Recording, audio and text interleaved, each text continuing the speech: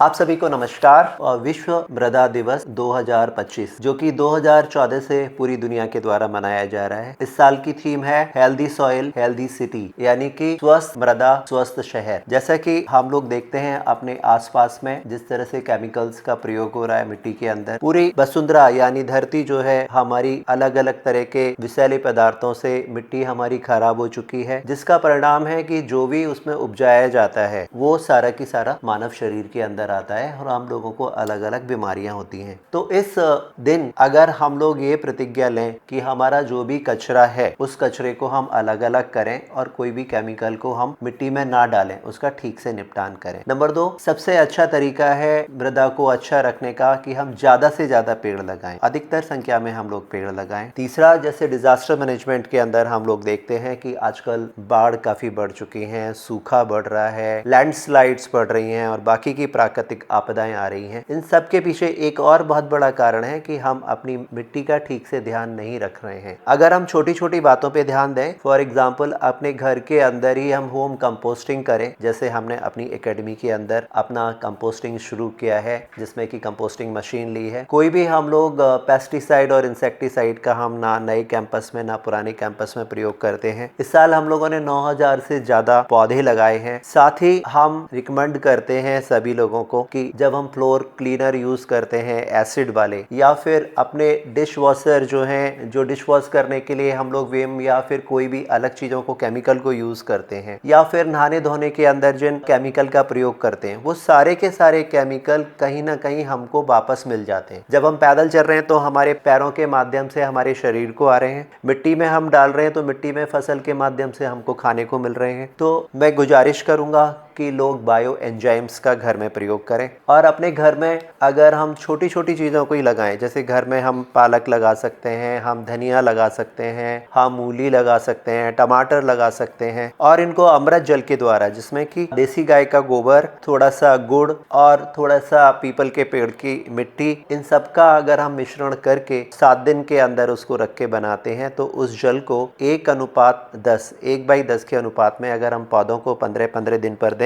तो हमारे घर के अंदर ही बहुत अच्छी सब्जी हम पैदा कर पाएंगे। जो हमारे यहाँ छिलके रहते हैं, जैसे संतरे का छिलका है या फिर नींबू का छिलका है, बाकी के जो फलों के छिलके, उनसे घरों में हम लोग बायो एंजाइम बना सकते हैं। इन बायो एंजाइम को हम लोग अपने घर को क्लीन करने के लिए, डिश वॉशर के लिए और कपड़े धोने के लिए, इवन स्नान के लिए भी प्रयोग कर सकते हैं।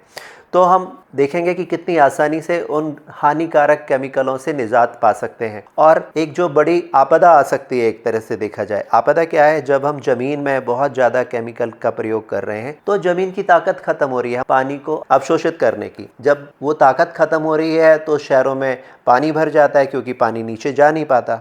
तो उसको जिंदा रखने का सबसे आसान तरीका है फर्टिलाइज़र जो केमिकल वाली हैं उनको ना यूज़ करके ऑर्गेनिक चीज़ों को हम यूज़ करें। जैसे पत्तियों को हम अक्सर जला देते हैं, आप लोगों ने देखा होगा, पत्ती जबकि बहुत अच्छा सोर्स है मिट्टी का। उन पत्तियों को ना जला के उनको एक तरह से हम खाद के रूप में प्रयोग करें तो हम लोग वातावरण के अंदर विषैले तत्वों को भी नहीं छोड़ेंगे, साथ साथ हम एक अच्छी खाद का निर्माण करेंगे। आपने एक चीज़ और देखी होगी, पहले टाइम में, पुराने टाइम में गाँवों में बच्चे जो है मिट्टी के अंदर खेलते थे, पूरे मिट्टी के अंदर नहा लेते थे और लेकिन कभी बीमार नहीं पड़ते थे। बल्कि मैं कहूँ वो अगर बीमार बच्चे भी होते थे तो वो अच्छे हो जाते थे, ठीक हो जाते थे। क्यों ठीक हो जाते थे? क्योंकि मिट्टी वो है जिसने हमको जन्म दिया है और मिट्टी वो है जिसमें हम लोग वापस जाएंगे। अगर हम उस मिट्टी का ध्यान नहीं रखेंगे तो इतना तय है, हमारा विनाश निश्चित है। तो अभी समय है, आज के दिन हम लोग प्रतिज्ञा लें कि हम कोई भी काम ऐसा नहीं करेंगे जिससे हम अपनी मृदा को नुकसान करें। अगर हम उसको नुकसान कर रहे हैं तो अपने को नुकसान कर रहे हैं। छोटी छोटी चीज़ों का ध्यान दें, उसके प्रति सेंसिटिव रहें, खुद जागरूक रहें और दूसरों को भी जागरूक करें। कम से कम इस दिन सब लोग एक पेड़ तो जरूर लगाएं मृदा के नाम पर। आपने सुना होगा पुराने टाइम में जब बोला जाता था कि हेल्दी होने के लिए क्या अच्छा साइन है, तो लोग बोलते थे कि सुबह सुबह घास पे चलना चाहिए, जमीन पे चलना चाहिए, मिट्टी में चलना चाहिए। लेकिन आज हम मिट्टी में कैसे चलें? मिट्टी में तो हम लोगों ने काफ़ी सारा केमिकल डाला हुआ है और जो केमिकल डाला हुआ है वो केमिकल हमारे शरीर में आएगा तो हम स्वस्थ कहाँ रहेंगे? तो अगेन आपसे अपील है, अपने गार्डन के अंदर अपने जो भी घास उगा रहे हैं या जो भी कुछ उगा रहे हैं उसके अंदर केवल ऑर्गेनिक चीजों को डालिएगा, केमिकल चीजों को नहीं डालिएगा, क्योंकि अगर आप वो डालते हैं उसको सुंदर बनाने के लिए तो न केवल वो उसको नुकसान करेगी, साथ साथ आपकी हेल्थ को भी नुकसान करेगी। अब वर्ल्ड सॉइल डे 5 दिसंबर को कल हम लोगों ने एक कार्यक्रम रखा है ऑर्गेनिक डिपार्टमेंट के साथ में, जिसमें हम लोग काफ़ी सारे किसानों को बुला रहे हैं। वो किसान लोग अपनी अपनी उपज लेके आएंगे, साथ साथ हम उन लोगों को ट्रेनिंग देंगे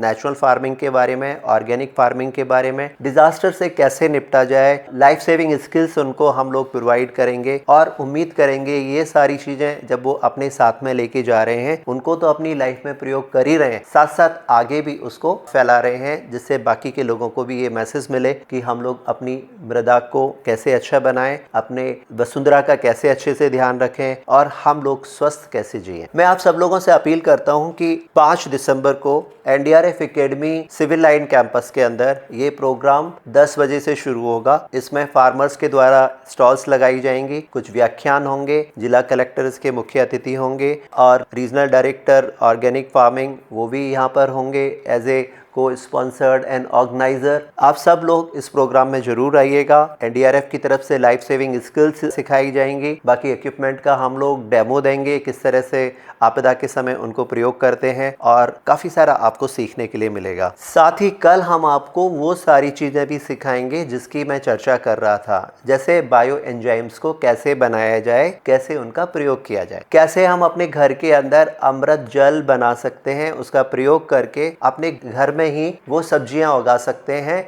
जो कि हम मार्केट से खरीद रहे हैं और जिसके बारे में हमको पता नहीं है कि उसके अंदर कौन सी इंसेक्टिसाइड और पेस्टिसाइड उन्होंने डाला हुआ है। तो मेरा अपील है आप लोगों से, जरूर आइएगा और इन चीज़ों को जब हम लोग सिखा रहे हैं तो इनको सीखिएगा और इनको अमल में लेके आइएगा, जिससे हमारी वसुंधरा अच्छी रहेगी। जब मिट्टी अच्छी होती है तो बाकी के तत्व भी अच्छे होते हैं, पानी भी अच्छा रहेगा। अच्छी मिट्टी अच्छे पानी में जाएगी, पानी खराब नहीं होगा। मिट्टी हवा में भी जाती है तो हमारी हवा भी अच्छी रहेगी, हमारा आकाश भी अच्छा रहेगा। तो हम बोलते हैं ना पांचों तत्व, पंच तत्व भी सारे अच्छे रहेंगे अगर हम इन सारे केमिकल से बचे रहेंगे जो कि हमको नुकसान कर रहे हैं। इस अवसर का जरूर लाभ उठाएं और जरूर आए। Doctor Hariom Gandhi, DIG, NDRF academy, Nagpur. जय हिंद।